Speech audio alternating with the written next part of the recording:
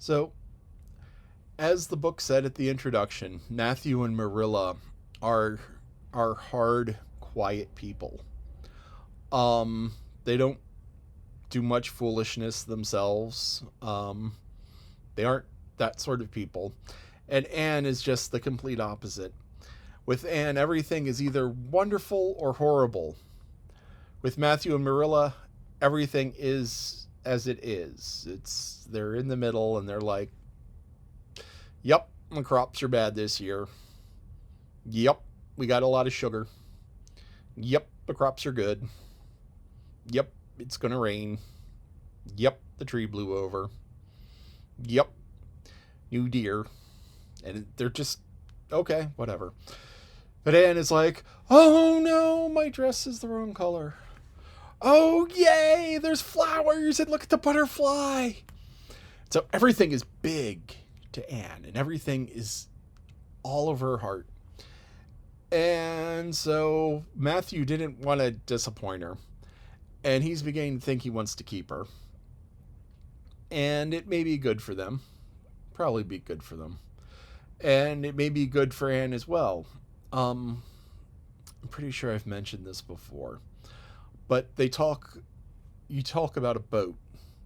And a boat has sails and a boat has a keel. Now, the keel is a board that goes down underneath the water. So you have the water line and you have the keel underneath the water. And the keel keeps the boat upright. Because if the boat pushes to the left, the keel is forced through like a giant lever through the water. And because it's a big flat board, it pushes against the water. So it kind of rights the boat.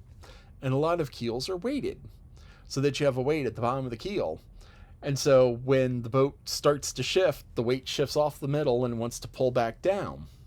So the keel keeps the boat steady. And then you have the sails. And the sails push the boat with the wind. So the wind pushes on the sails and the sails move the boat. But without the keel, the boat just goes whichever way the wind blows.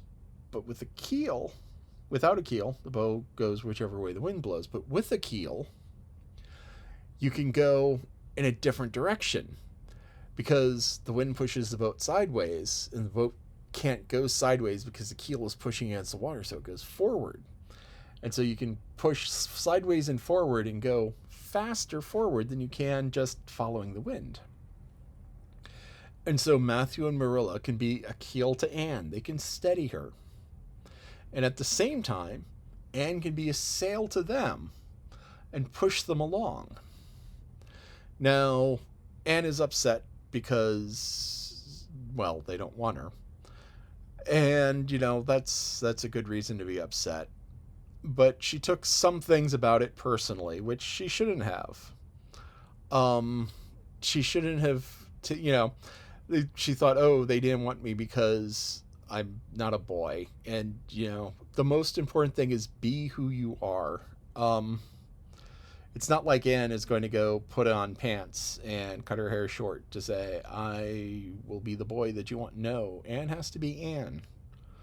Anne has to be Anne, and she has to learn how to be herself and love herself, because there are going to be people who will love her for being Anne. Matthew's already started to love her for being the wonderful person she is. And yeah, maybe she won't be able to help on the farm as much. The women do chores on farm all the time. It's just they don't tend to be as big and they don't tend to be as strong, which means they can't lift as much and they can't pull as hard. But they can still do a lot of useful work. So Anne can do some work, and as he said, he can just hire a French boy. Now this is an interesting little bit of racism that you see in the book. That you often see in things of this period. It's like, oh, he's French. And that was the thing. Europeans were racist against each other. It's like, oh, he's German.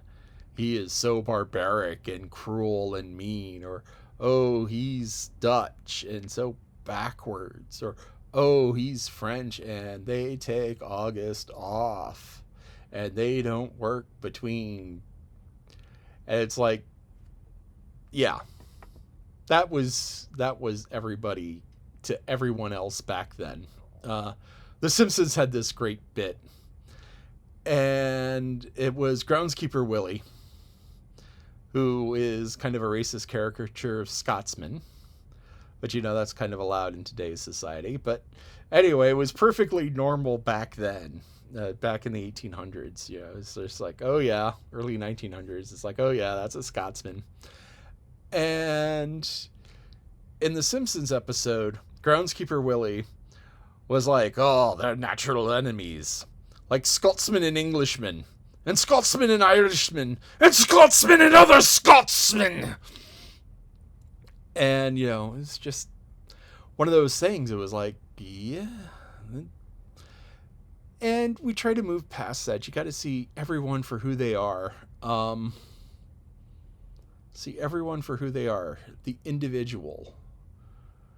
Because that's really the important thing, is who you are as a person.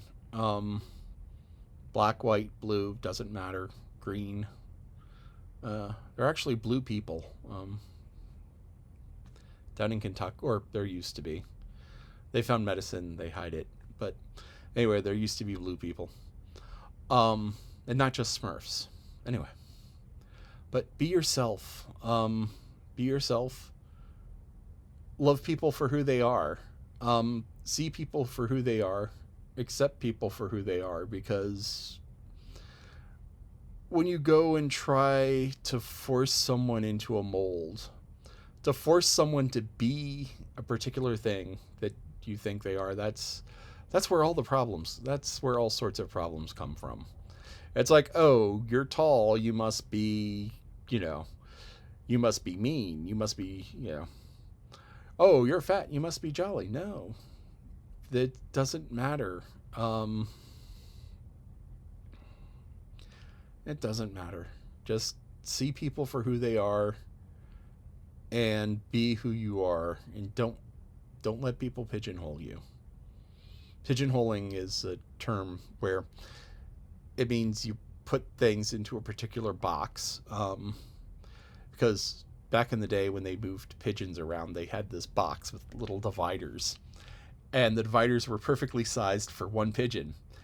And you could take the pigeon and you hold its wings in there and slide it into the box. And there's a little hole at the end for the pigeon's head to go out.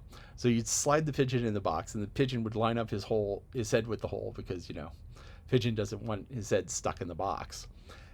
And the thing is that because the hole was perfectly sized for a pigeon, the pigeon couldn't get his wings open, the pigeon couldn't move. And so pigeonholing is putting things into boxes where you think they belong and forcing them to conform. There's also a mathematical principle called the pigeonhole principle, where it's like, if you have a set of things and you have another set of things that's the same size, then you know that they have to line up. Or I saw it used recently in a proof. So let's say you have 5 objects and 3 colors. Or, 5 objects and 3 colors.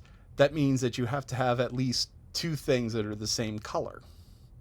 Because you have color A on 1, color B on 2, color C on 3. And then you have 2 objects left, but you've run out of colors. And so the pigeonhole principle says that you have to reuse one of the first 3 colors. And that was, there's the pigeonhole principle. But anyway, that's pigeonholing and pigeonhole principle. And pigeonholing's only really good for mathematics, and maybe shipping racing birds, but generally no, just math.